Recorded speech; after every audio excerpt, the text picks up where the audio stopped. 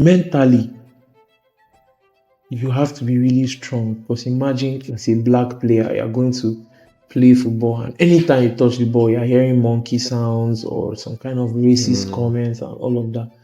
It's very difficult to play with the mind, and football is very mental. One thing about football is you need to be self-aware. No be everybody go make am for ball. The night before we have mathematics WAEC, I was playing football in my hostel corner with one boy. He's late now, Doyo. He's so rest in peace. I was playing ball with him in my corner. I've sacrificed my soul to football. How did your WAEC mathematics come out? This is Jorge Tachia. He is a Nigerian footballer who has played for Inter Allies in the Ghanaian Premier League. Tachia is experienced in the nature of African football, as he has had stints in Benin Republic and Togo as well. Besides improving his talents, his experience has taught him about the working system of grassroots football in Nigeria. And in this episode, you'll collect some of that knowledge. A coach can be sitting on the bench and he wants to use this player, and then he will receive a note or an instruction from the chairman or something of the club that you should play this very player. Okay, this thing is normal thing. I'm shocked that you don't know these things. As a white man, you saw a player you liked and you said, okay, I want this player. You send invitation, you send flight ticket and everything. And then the player comes and then it's another person. You are looking at the guy and this is not the player you asked now. How you take sign your first contract? This is something, these memories are very precious to me. So I remember them vividly. Most players would most likely respect their coach or their gaffer even more than their parents, for real. To be honest, I don't really remember any time from childhood till date when I actually learned football or see I actually tried to learn. Like from birth, I just know the game. And they play from birth, but professionally, when it really dawned on me, say, now what I want to do in my life with this, just ending up just 3 before I enter SS1. And when I don't know, see, now boy, I will use my life do. What think cause I take discover? Well, now around that period, I've been losing my father, and for my family, he will be like the only major support of my career. So when he died, I even need to change school, so I can't face a lot of challenges. So I've been can't really see like, oh, this thing is something really big globally, and a lot of people we don't even get the talent like that they play professionally. So I say, because one thing about football is you need to be self-aware. No be everybody go make am for ball. No be lie. Me myself, I still did the journey. You dey feel me? Yeah. So it's just basically about just mindset. From then I knew, like I was always telling my secondary school mates, the night before we have mathematics WAEC, I was playing football in my hostel corner with one boy. He's late now, Doyo. He's so rest in peace. I was playing ball with him in my corner on the night before I had mathematics WAEC. I've sacrificed my soul to football. How did your WAEC mathematics come out? I got the credit. That's good enough now. Yeah. Well, I have this question. When I was in junior secondary school, there are these friends. No, they're not friends, they're just my mates. There be 2 brothers, one are my classmates, the other one are a younger brother. 2 of them sabi ball die. Like when we go out to the field there, one of them, the younger one, his name is Jonathan, I think. If he dribble like the whole team go score, he was that good. Okay. But then in class, he's not interested in anything academics or anything like that. In the field, you go dust everybody, but in class, just forget about him. He's not that good. And even teacher, I remember one of our English teacher then said in the mock and with him, they asked him one English question, the guy didn't know if he answer. and they've been a mock am with them. And they think these things now, like, I don't know, say life past all these kind of things. But with you, when you've been there school, you've been there that part of the class, the ones when they make noise, when they pay attention to school, but for football, and your teacher tell you that kind of thing. Come on. Me, I know the lie. For school, I'm a terrorist. Because I don't already know saying a football I won't play from SS1. As I change school, like I tell you after I lose my dad. As I change school, enter SS1, it just be like something switch, something just snap. Bro, as I finish secondary school, till today, I've not done anything educational, bro, other than football. For real.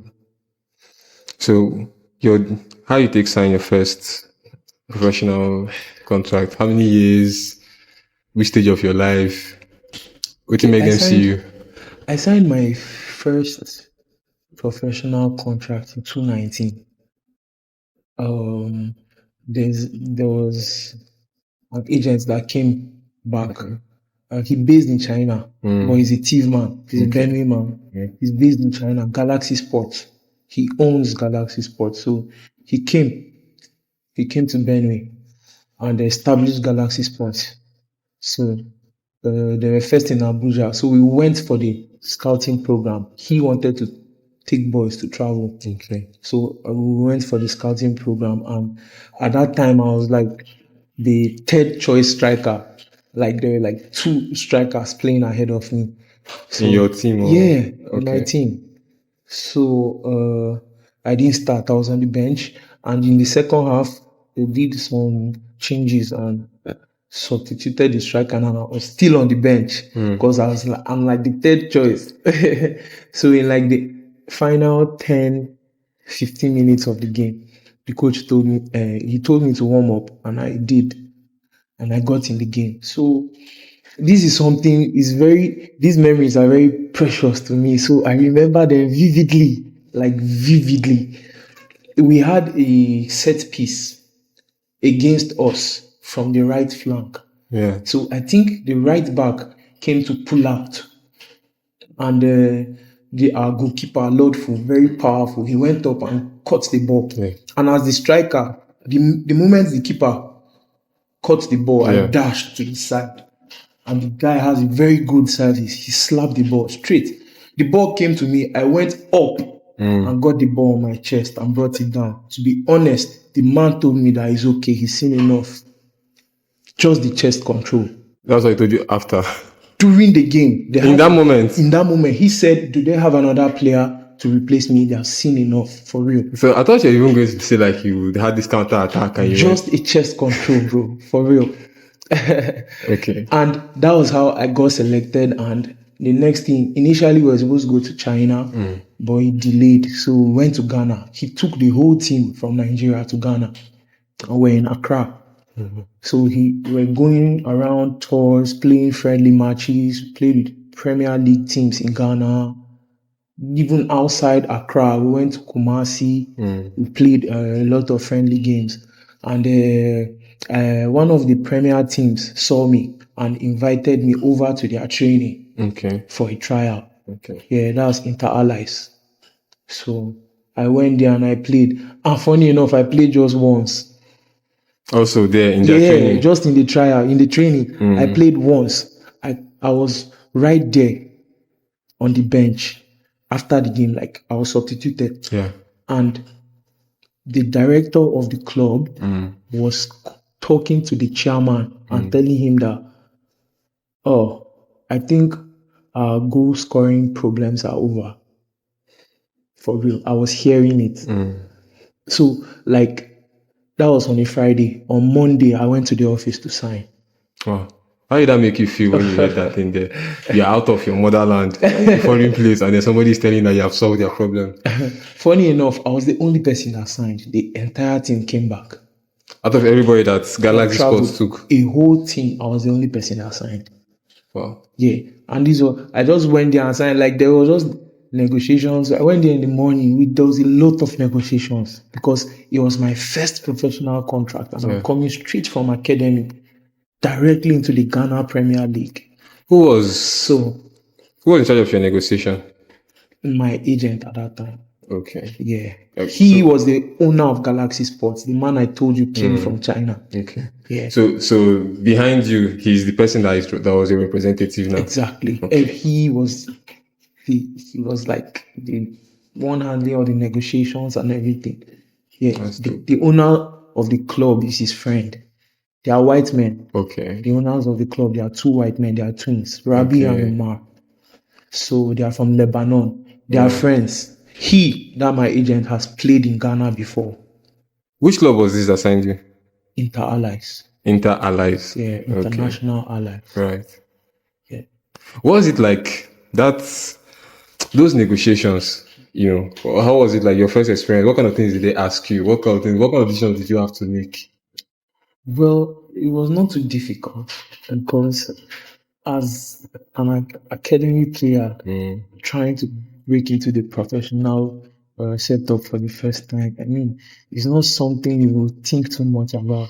It's something that is a decision. Saying yes to everything. Yeah, Saying yes to that is quickly spontaneous. But then, those are the kind of things that cause exploitation. A lot of agents, especially in Africa, here in Nigeria particularly, they know how desperate young players are, grassroots players are to make it outside, to go professional. So they use this, like, I won't even lie. Recently, I got an offer, and it's a good offer, a club in Asia, and the terms were crazy. I can't even remember the rest, but what caught my attention the most was like, he in the contract they said he would take my salary for 6 years. Okay, so imagine as a professional footballer, I'm playing football, and another person is taking the salary for 6 years. After 6 years, then I'm good. So take 6 years from my career. It's done now. Exactly. So those are the kind of things that challenges. It's very difficult here in Africa. You find those things steadily happening till today. And if you don't take the contract, you will not You go can't anywhere. play. It's almost like you need a strong. Recently as just November, I was in Togo, I was in Accra, I was in Benin, Cotonou. I played football in all these places. Just November, December, I was there. I've been with clubs, premier clubs.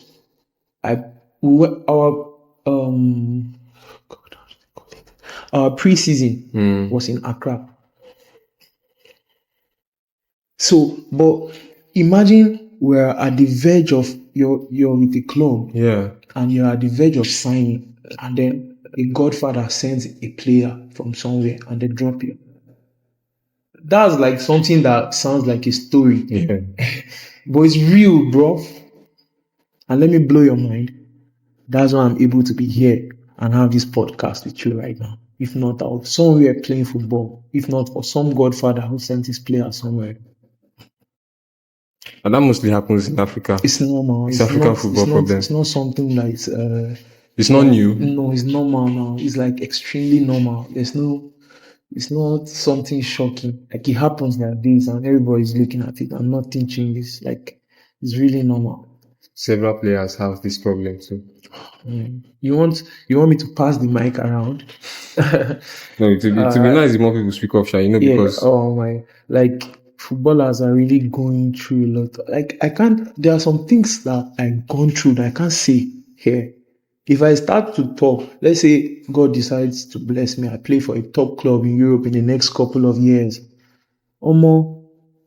I can't dey talk say, I get one time I did for Lafia or this thing, one camp for somewhere. I know they drink Gary. Person will look me with my mad Louis Vuitton and stuff. They say na lie. This one just dey lie. Everybody when just blow. They can't dey talk say he suffer. All this kind of stuff. It sounds unbelievable, but man, if you knew the kind of stuff footballers go through, I don't want to say.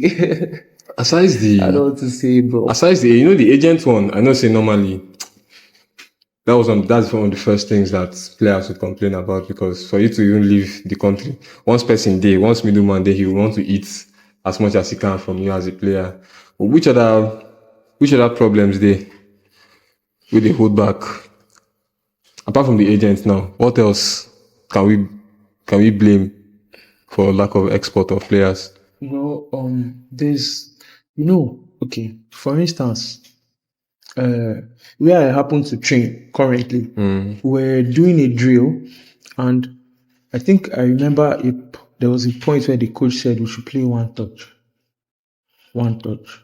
So I'm like, if you look at football, if the ground is level, you can easily play a one touch because you don't need to overthink the motion of the ball. Ball, yes. Yeah. So you know that it's coming here and you hit it here. But looking at the pitch where we were training and the instruction was to play one touch, if a pass is given, even as short as 5 meters, it will wobble uncountable times before it gets there. Yeah. The pitch is not good enough for us to be able to properly deliver our quality.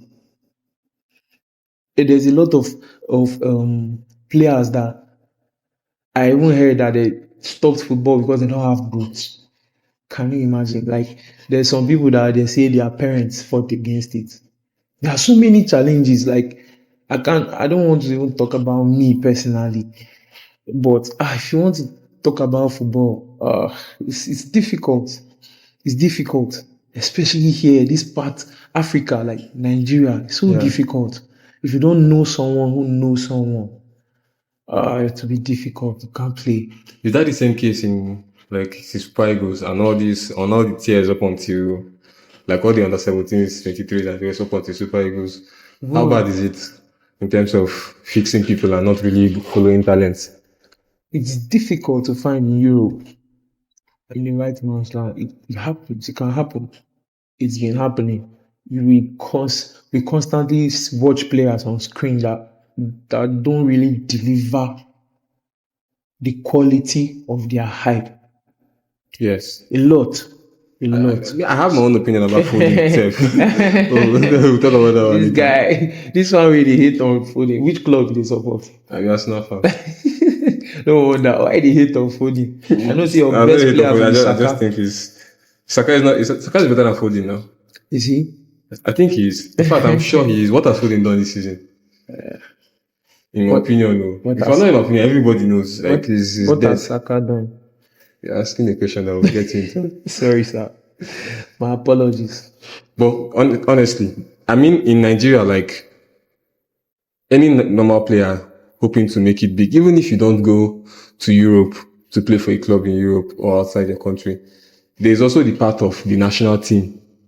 Yeah, from the national team, you can now actually go and play those tournaments. Waiting, like, how difficult is it to get into the national team with your own talent? And how much connection do you need? We all know for sure that when it comes to, like, are you talking of in Nigeria, like Super Eagles in particular? Yes. Okay. We all know that when it comes to football here in Nigeria, there's a lot of politics.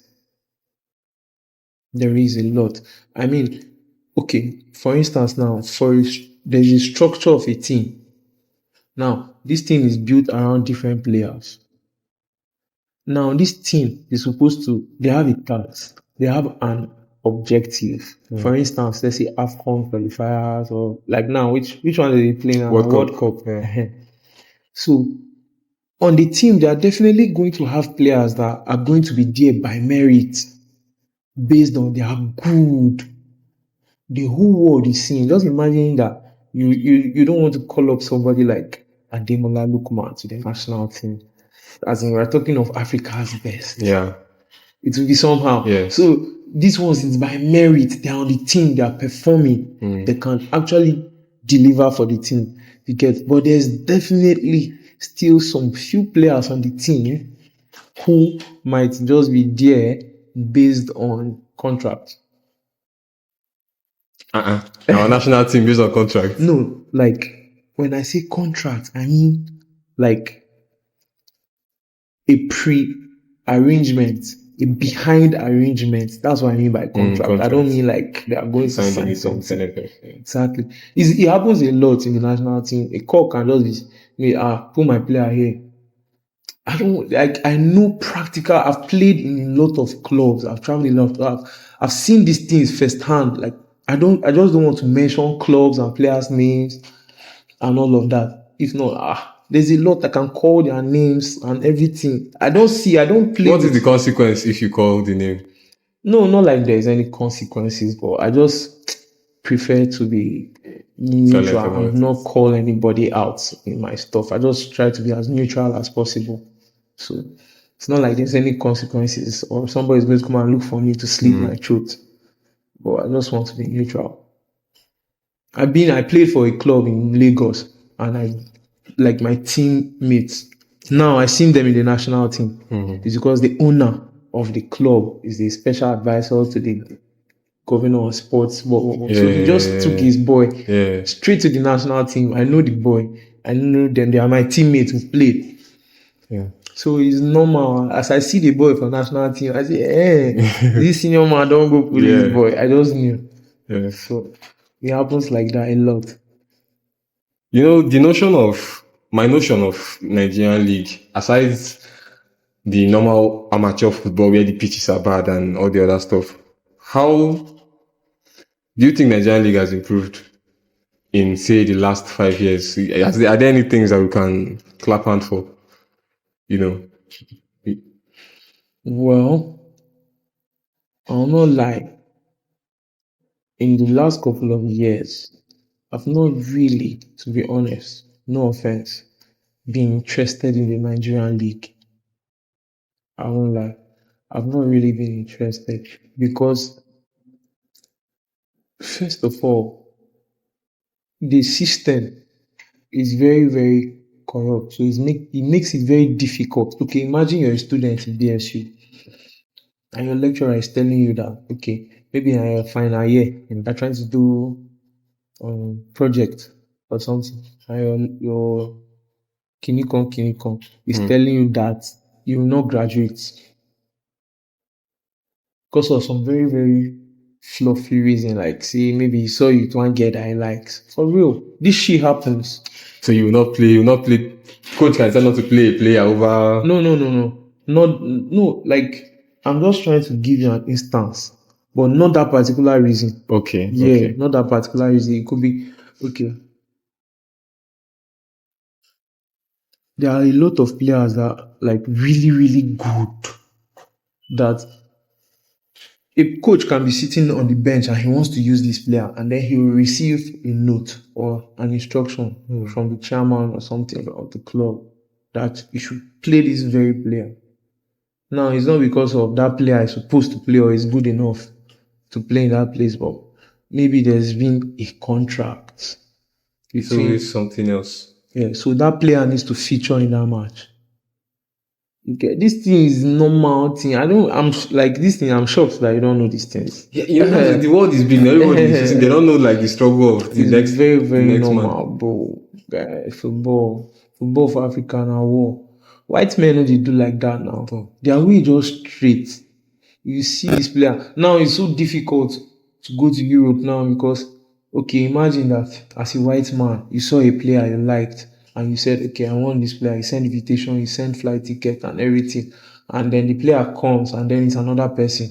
You are looking at the guy and this is not the player you asked now. This is not the player now. See the guy. I'm telling you, the guy has to come back. They'll pay another money again. The guy has to come back.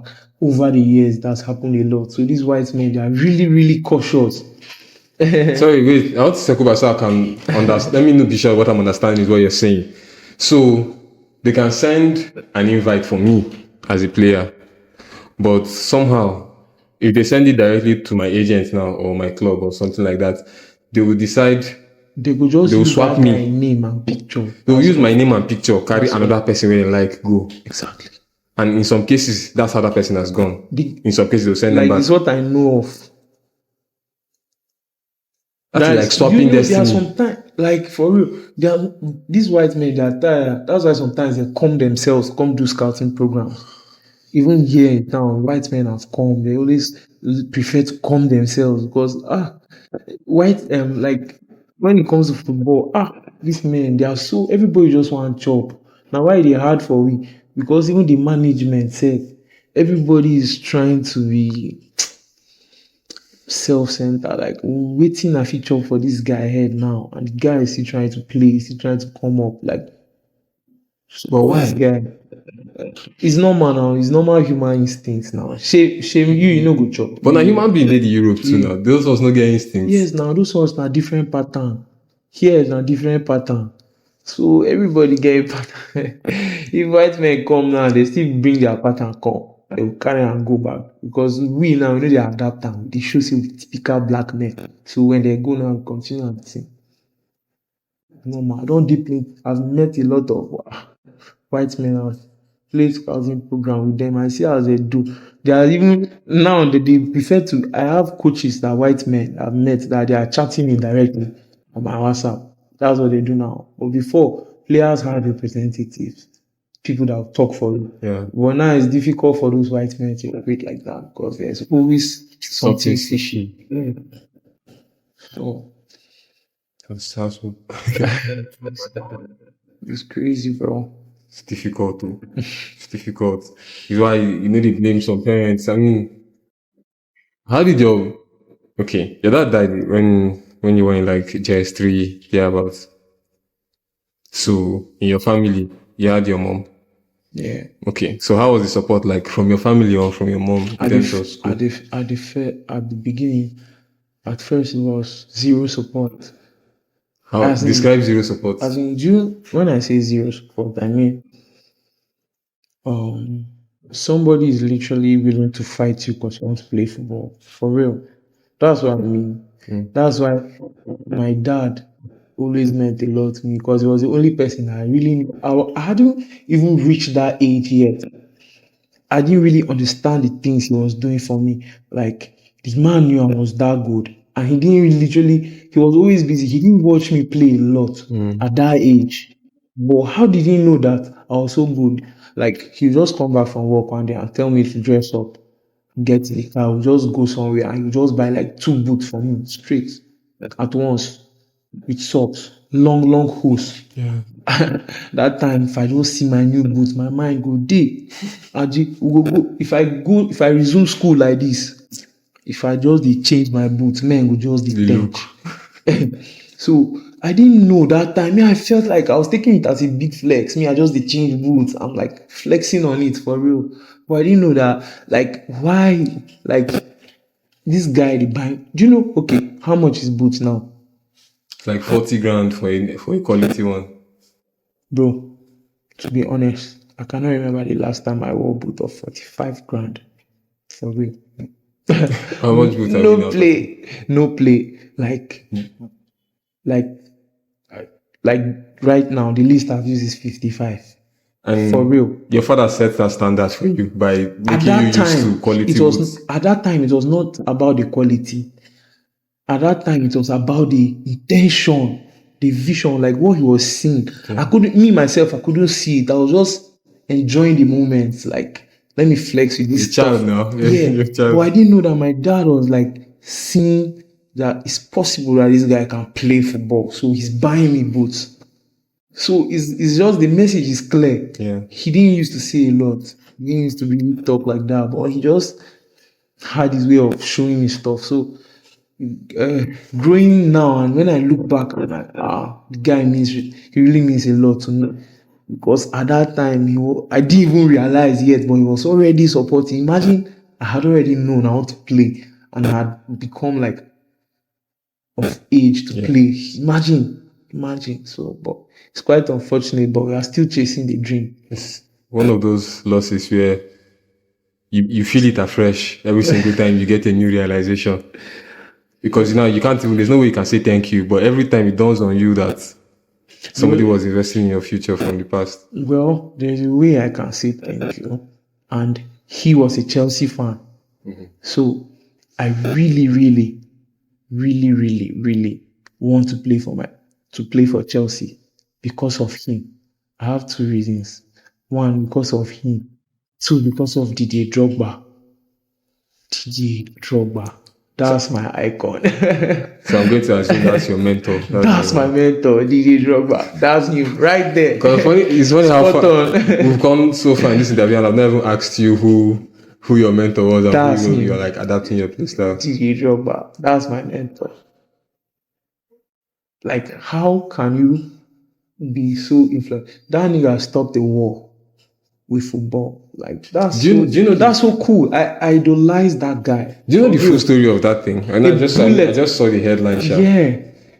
A bullet has not been shot in that zone since the day. What did he do exactly? They were supposed to play a game in that region. And it was like a war zone or stuff like that.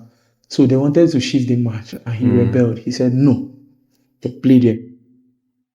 And so all those rebels were warning and threatening that if they play the match, they're going to cause chaos and all of that. And Drogba said, they'll play there. So they came and they played. And those rebels were literally still watching the game with their weapons. And after the game, Drogba approached them. Like straight to the rebels with his captain band and all of that. And he was like, oh, Premier League icon, you guys idolize me and all of that. And I'm here and you people want to destroy everywhere. Like he literally like spoke to them. And bro, from that day till today, they've not shot a single bullet in that place.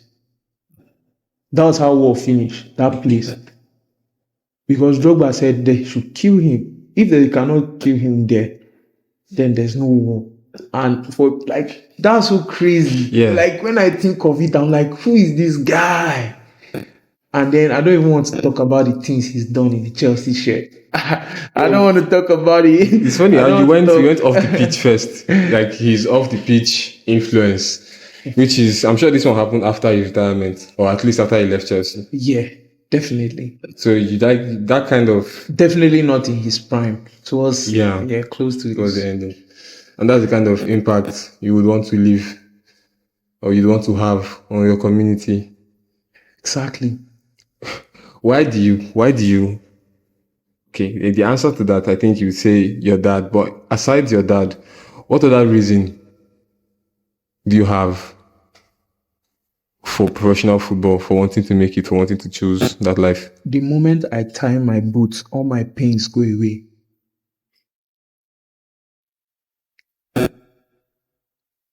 The moment I tie my boots, all my pains go away. Shetibo. Anything where they vex me for this life, bro. If I step my foot on the pitch, I'm good. At least for the moment that the ball is bouncing, I'm good, bro. For real. Do you know I can trade my life for a World Cup hat-trick? Give me the chance. In any game, not the final. World Cup final. Give me a hat-trick. I'll score and feel those emotions, then die. No one. Bro, like, I literally breathe for football. For real. So, I'm not even trying to put any pressure. Yeah. I'm It's just, the game. yeah, I'm just going to do me and I'll let time pass. Because time, I need to review everything. Do you worry about a time in your life when you will not be able to play again? I've thought about it, and to be honest, the only time I'll not be able to play is when I'm in a wheelchair or I'm dead. The only thing that can stop me is death. Won't you be too old at some point? I will definitely still kick a ball. So long as I can stand on my feet, I'll kick. Unless I'm in a wheelchair. If I'm in a wheelchair, and even that, if my legs can move, I'll still jog the ball on the wheelchair. Because I jog the ball while sitting normally. So I can be in a wheelchair and still jog the ball for real. You see, you know Deco, the footballer Deco that is now an agent. Yes. You see that kind of transition from one side of football to the other. What kind of, aside football, there are plenty of people that like football, including me, but I'm not going to be a professional, Okay. you know, but because of how I love football, I would still want to do something in that space. Yeah. I could be a coach, and stuff like that. Apart from coach and player, what other key elements or personnel can enter football, even in Nigeria, and do something and help the game? What aspects can improve, where people can come in? But help the game or the player. If you help the player, you're helping the game in general. I need you to be more direct so that I know because Who helps the a player? lot of like my father now was motivation to me.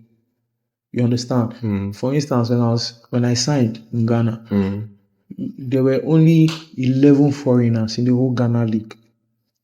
Like the whole In the entire league. there were only 11, and we were two Nigerians, me and Godfrey, Okay. and the two of us were team boys. Or you played for different clubs? We played in the same club. Okay. As a matter of fact, it was the club literally asked the academy I was playing for here for another striker like me, Okay. and that's how he came Got assigned. you. Okay.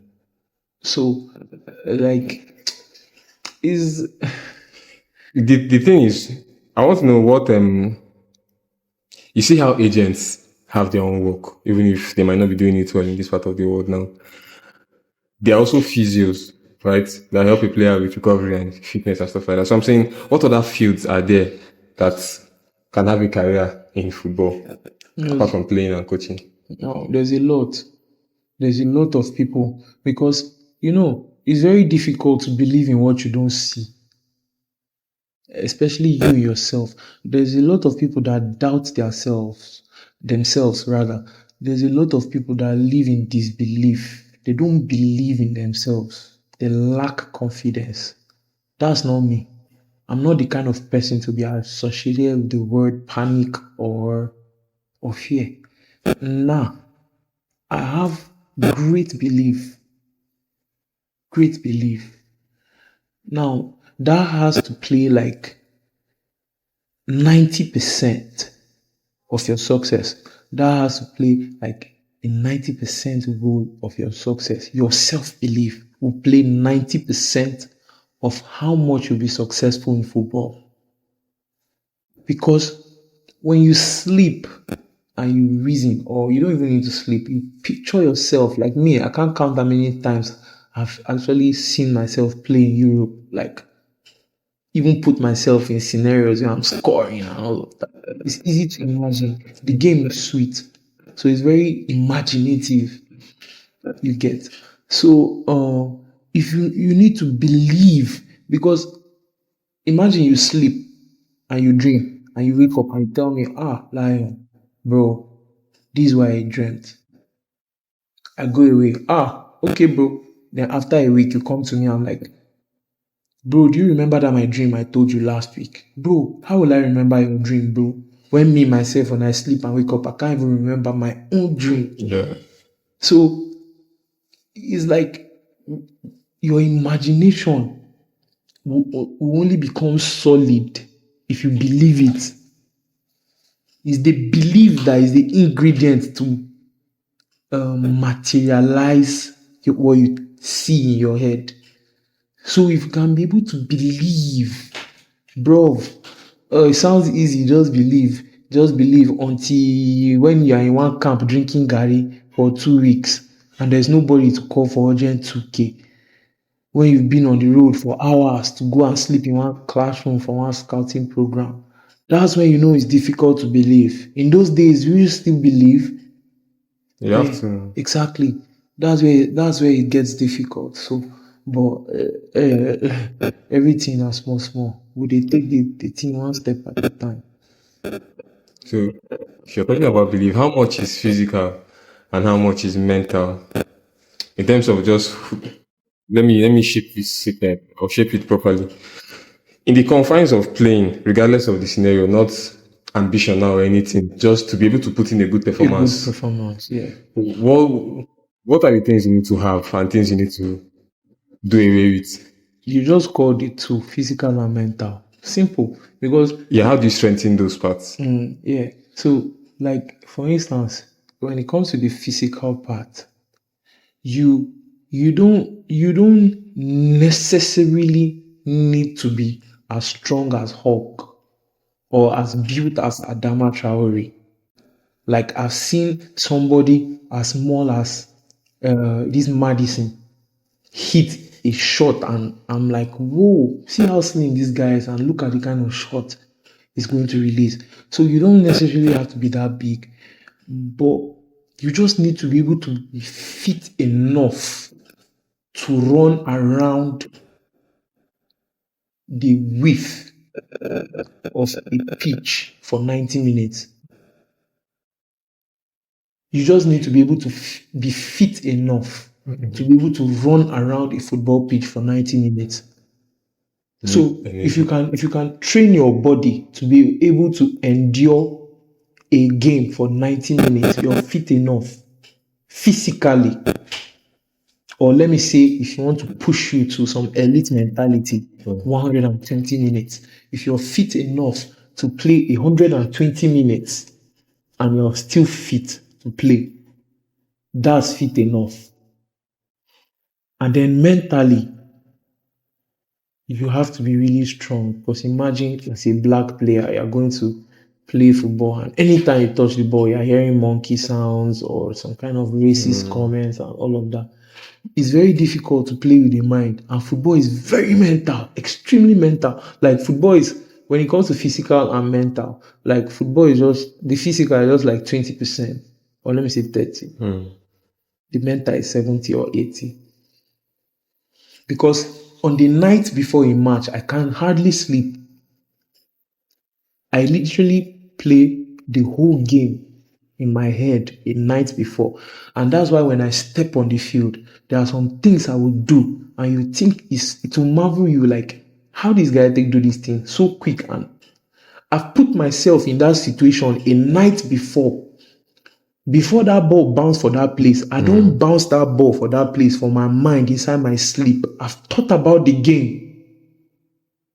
I've put myself in that situation and I dealt with it in my mind. So my consciousness is expecting that situation. So when it comes, I already know what to do. That's the difference between a professional and, it's not like it's a special thing to play football to top level. Yeah. You just need to think about it. Be mental. Know that this will come. So anticipate. That's all. It's not that hard, bro. But you need to put in some work. Nobody will tell you that football is easy. Nah. If somebody, this might be beyond your, or maybe too far from what you are used to. But say for somebody who just has the love of football for joy, and wants to start playing again after taking a long break. Say for example, some people play ball last in secondary school and then they went through uni and finished uni and then they want to start picking it up again. What are the things the person should focus on to be able to get back to playing regularly, just for fitness? It will be very difficult. Especially if that person wasn't a professional before. If you're a professional, it will still be very, very difficult. Imagine you're a professional footballer. Okay. Let's just see how Pogba recovers. Let's just use that one now as a practical example.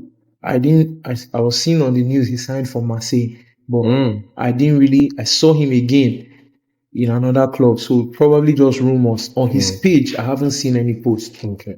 So let him get to the field, let him play. Let's see his recovery. You'll see the difference. You will know that this person hasn't played football for a while. No matter how good he is, like, we know the talent. We know the quality Pogba can deliver. Yeah. But when you see some things, you watch him, you know that this person hasn't played for a while. Yeah. Not even physically. We even see during preseason. Exactly. Thank you. But you know what I'm asking, I know you would answer like this because obviously you would think about it from a professional standpoint. But before anybody went pro, there are still people who just used to play, and I mean just normal people. You get just the things you can do with yourself as a normal person who wants to keep kicking ball. You want to resume kicking ball on a regular basis after you stopped. Well, I would strongly recommend going to the gym. Landscape.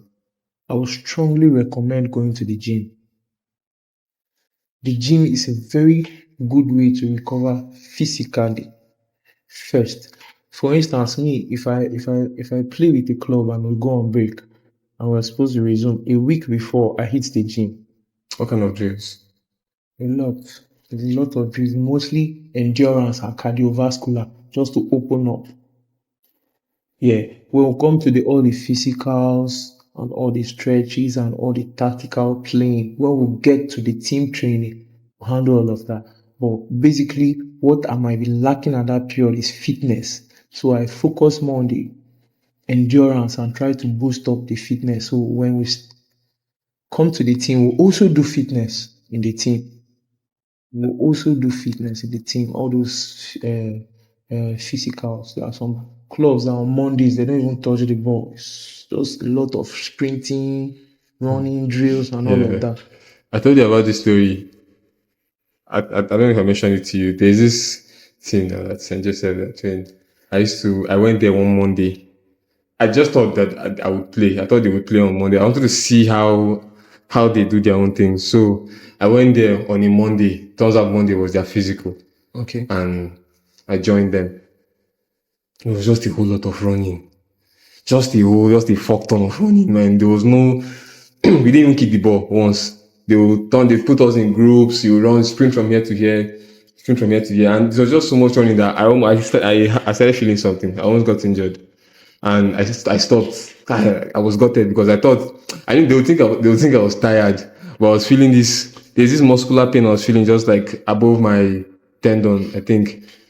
Okay, so did they end up playing or after all the... No, the following day was for playing. So I went there the following day. Yeah. So that Monday they didn't play at all. No, they didn't play at all. It's normal here.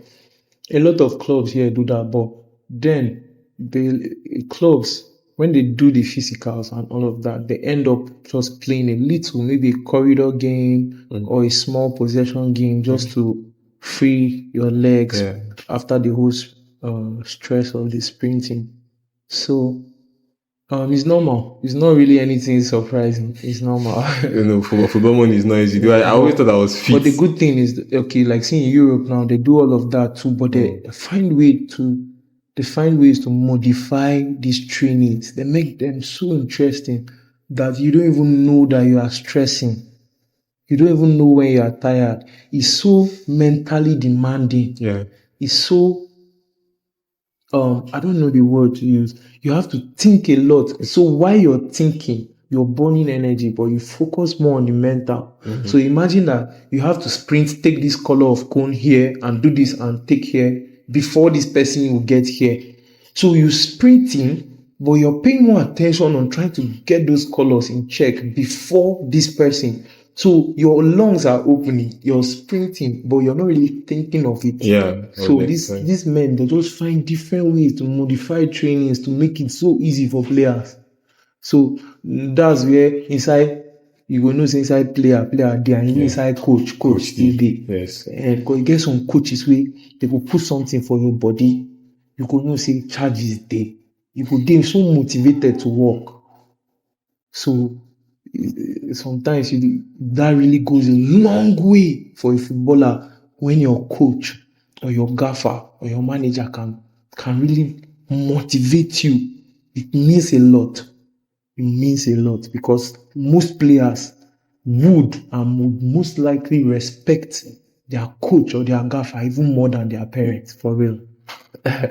For real. Most footballers, I say respect more than even their parents. Because they know this person believes in them. The relationship for is that person. on a different level. So all those things really contribute and really help a player because everything is mental. So, Lion, yes, sir. We have a closing tradition on this podcast where you give us one life advice. You're going to write it down, you're not going to tell us.